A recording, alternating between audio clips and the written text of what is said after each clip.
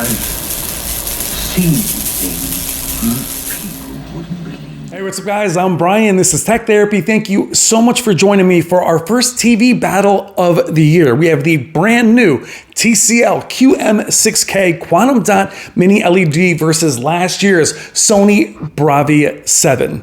This is an amazing matchup of two excellent TVs. Without further ado, let's check out the QM6K versus the Bravia 7. Thank you so much for watching.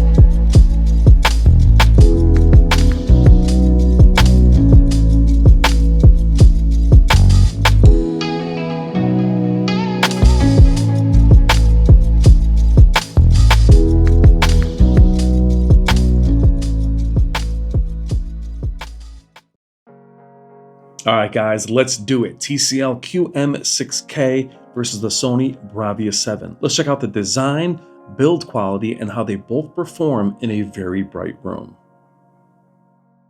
Checking out the different reflection handling of both, the QM6K from TCL is definitely glossy versus the glossy but more semi-gloss from the Sony Bravia 7. Try and capture the window. In the Bravia 7 there, it's a little bit more diffused than it is on the QM6K. So both are glossy, a little more semi-gloss on the Bravia 7. Both will do well in this environment.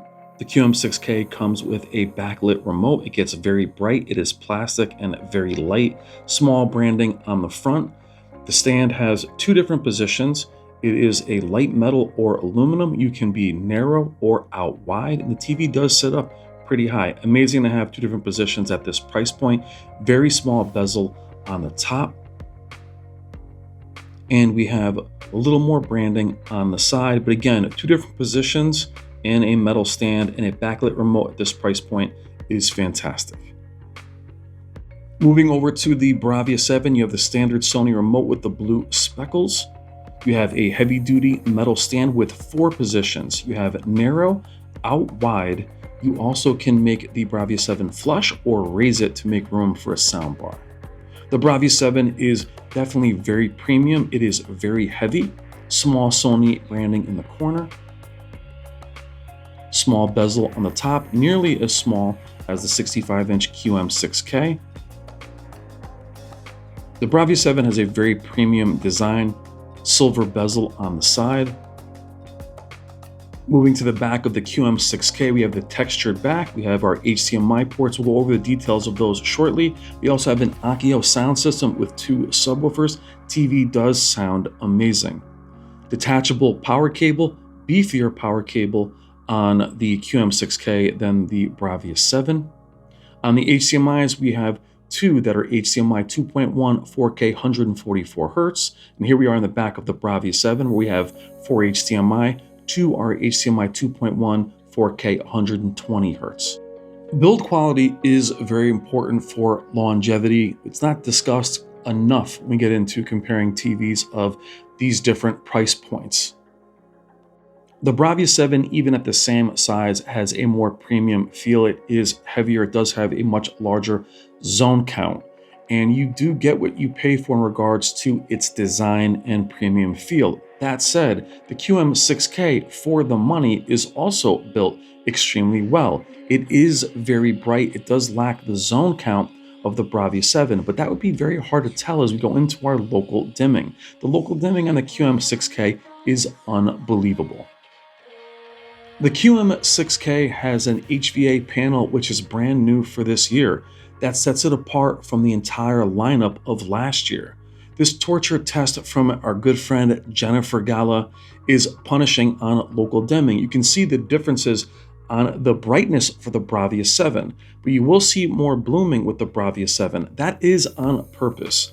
as it's Sony's signature to retain shadow detail at all costs, meaning they'll allow some blooming here and there as long as the image is accurate. More importantly, you'll have that accurate image, no loss of detail, and brighter specular highlights. The QM6K, on the other hand, while not nearly as bright, is doing so much more with less. Local dimming is now so much better. They're not brute forcing it like they did years ago. Doing more with less means better processing, a better local dimming algorithm that also helps keep the price low. That is super important with their whole vertical integration story. That's how they're able to have such affordable prices. Now, raising the exposure a bit, on center, the Bravia 7 is excellent and bright. The QM6K is excellent blacks, but not as bright. But off angle, with this higher exposure, just to show you where the blooming comes from, is only off angle. But even with the higher exposure, the QM6K shows absolutely nothing. Now, coming back to center, the Bravia 7's blooming disappears. Again, the exposure was much higher to highlight that, but it is there.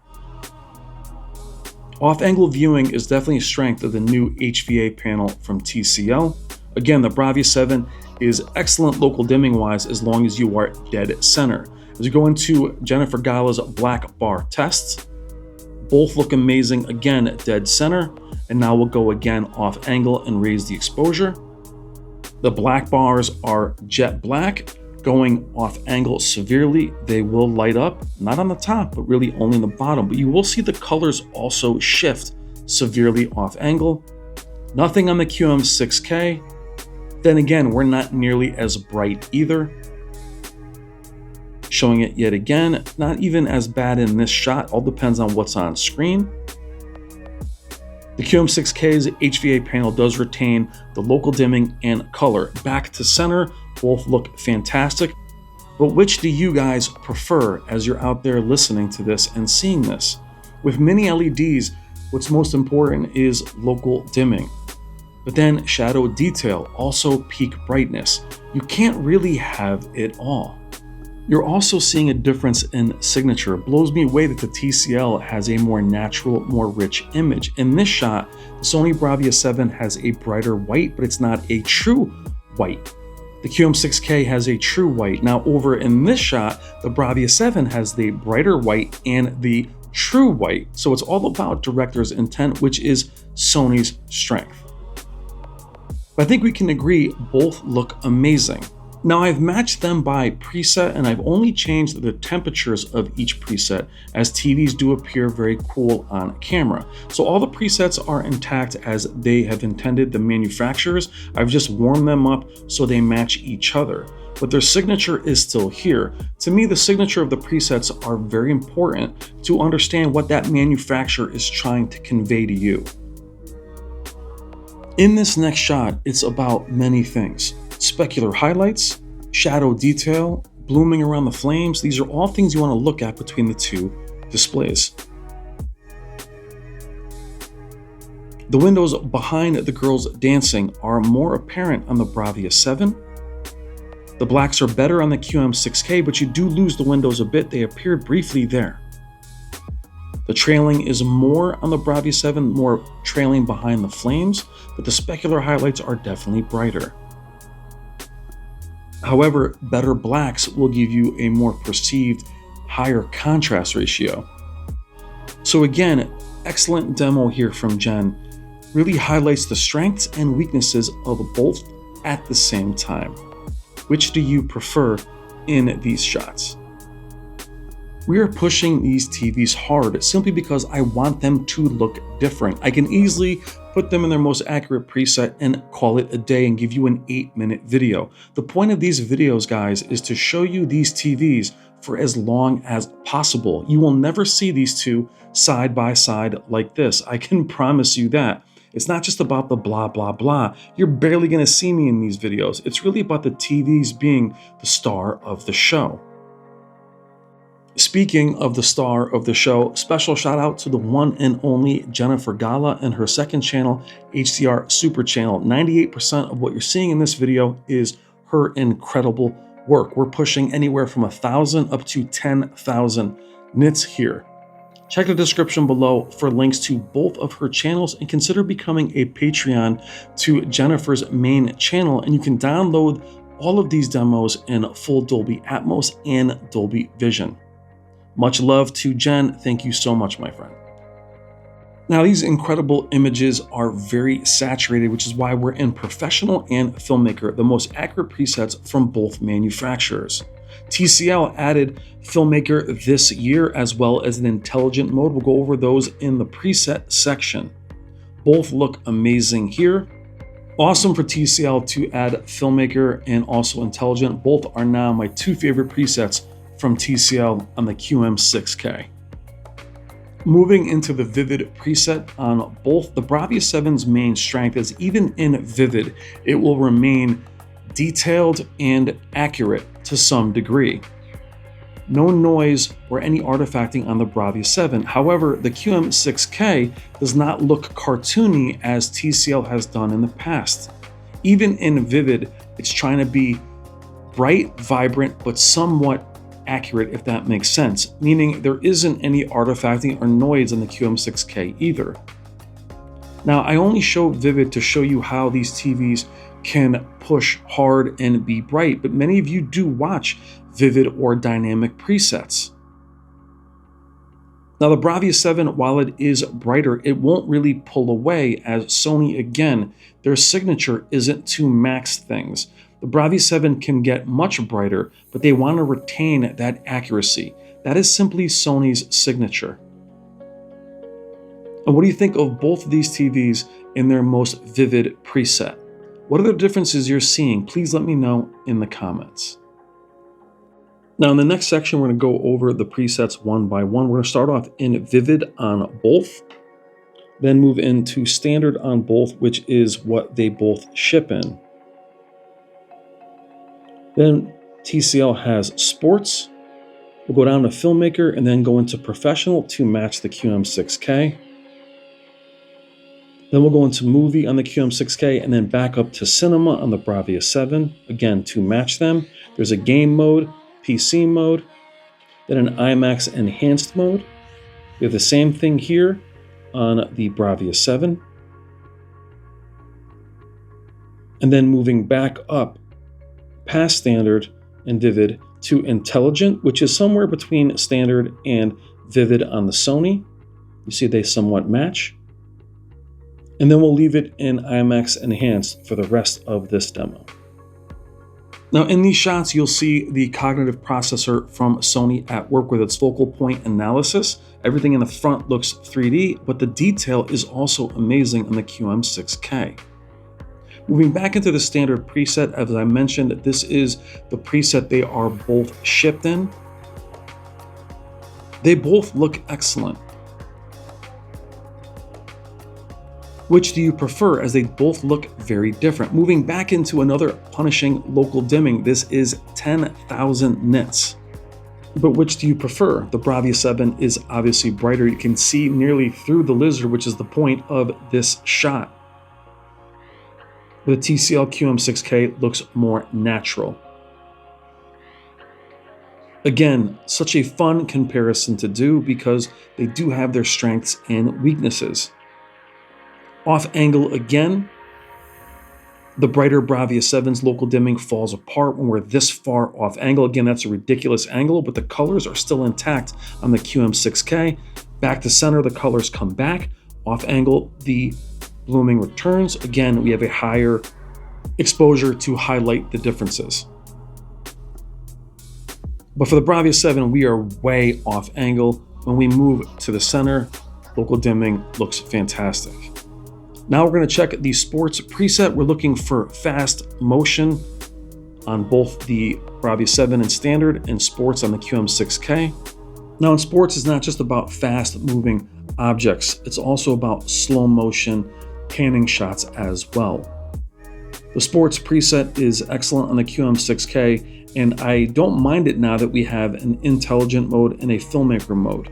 It matches up well with the Sony Bravia 7's Standard preset.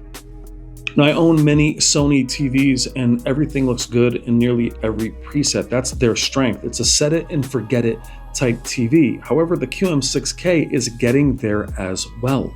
It doesn't get very cartoony outside of its more accurate presets.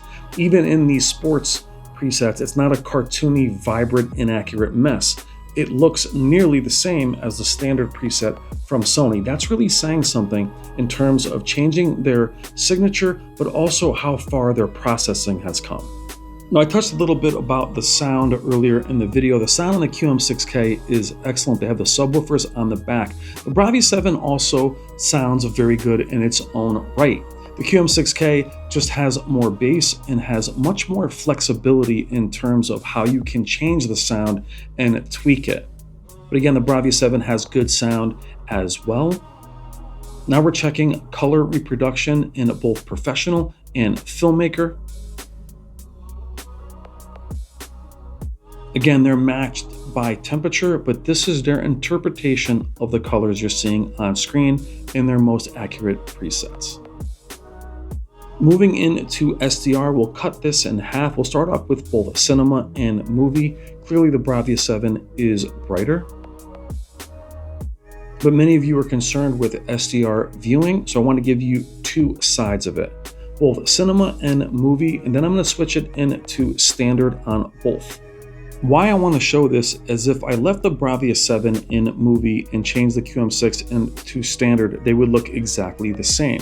Meaning, if you feel like the SDR isn't bright enough in the QM6K, moving into standard solves it, makes it bright enough, though I didn't find it to be dim by any stretch. A lot of the strengths and weaknesses of both these TVs aren't visible if they weren't side by side. It's the best and worst thing about comparing any TVs from any manufacturers. Moving now into Dolby Vision. Using Nosferatu, which is punishing for any mini LED. I'm not showing the presets as they were blurry, hard to read, but they're both in Dolby Vision Dark. Now I'll move them both into Dolby Vision Bright. The QM6K also has a Dolby Vision IQ. Both are excellent in Dolby Vision. Definitely taking a risk showing you guys Colombo, but I wanted to show you the up conversion of both. Sony's legendary as always, but I was shocked at how good the QM6 did in terms of up conversion of sub 1080p of our beloved Colombo. Moving on to gaming, showing you the different game bars on both displays. Each has something the other doesn't. QM6K has HDIG. It also has 4K 144 Hz on two of its inputs, as well as 1080p 288 Hz. For Sony, you also have this multi-view YouTube thing where you can split the screen. It works very well, as the ability to change the size of the screen. Also, the Bravia 7 has reality creation. TCL has something similar, but Sony is well known and legendary for the reality creation ability to sharpen the image in gaming. So again, they each have three different presets. You have original, FPS, RPG, and on the Sony, you have standard, FPS, and RTS. We'll keep it in original for this entire gaming overview. Now, no matter what I do, the Sony will appear cooler even with the temperature raised or changed to a warmer preset, turning the lights off. Both look fantastic. The QM6K is an amazing gaming TV on both console and PC. That 144 Hz is very important if you're going to be a PC gamer on this TV. That said, the Bravia 7 is also excellent in gaming, has one of the best game modes in the business in terms of its picture quality. But I was shocked to see the QM6K actually brighter in gaming. I will still give clarity, or a little bit more clarity, to the Bravia 7 in terms of its overall image, but I do love how the QM6K looks here in terms of its richness, and it seems brighter. I did match and check the other presets, and it's that way on all of them. They can all be a bit brighter, but QM6K was brighter, which I found interesting considering the Bravia 7 was brighter through 95% of this video. Now, the QM6K is definitely the better gaming display for PC gaming. The 144 Hz works flawlessly, and as I mentioned, you also have 1080p 288 Hz. On the Sony, you have a few more game options in the game bar, such as the YouTube multi-view, but the one thing that Sony has that TCL does have to some degree, Sony has reality creation, which is a huge plus for cleaning up the image. TCL QM6 has some interesting options in that regard as well, but Sony's processing in that reality creation is something that gamers love to change the image, sharpen it a bit without adding too much aliasing. We'll move quickly into some SDR gaming where the brightness levels tend to match. And I want to talk quickly about price. Right now, the Bravia 7 at 65 inches is $1,500. Its launch price was about $2,000, which launched last year or early last year. The QM6K right now is $999 at 65 inches. So the question is that price difference worth it for you for what you get in the Sony versus the QM6K? We've highlighted viewing angles, local dimming, peak brightness, build quality. Sony's also known for its customer service. The processing on the QM6K has come a long way. Sony is still the best in the business, or one of the best in the business, with their upscaling and picture processing. Where are you guys in this conversation? In closing, both TVs are absolutely amazing. I love the Bravia 7, which stood in the shadow of the incredible Bravia 9. The QM6K is just the baby in TCL's new lineup. The QM7K is going to be a monster. Also, the X11K will be another beast. But it's already an amazing 2025 TV season.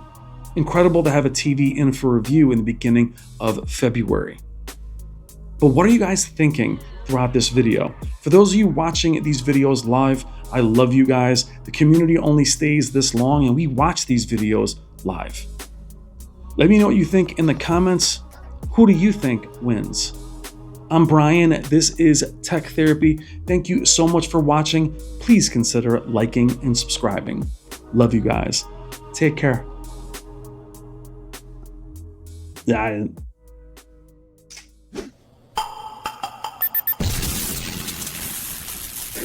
It's better to burn out than to fade away.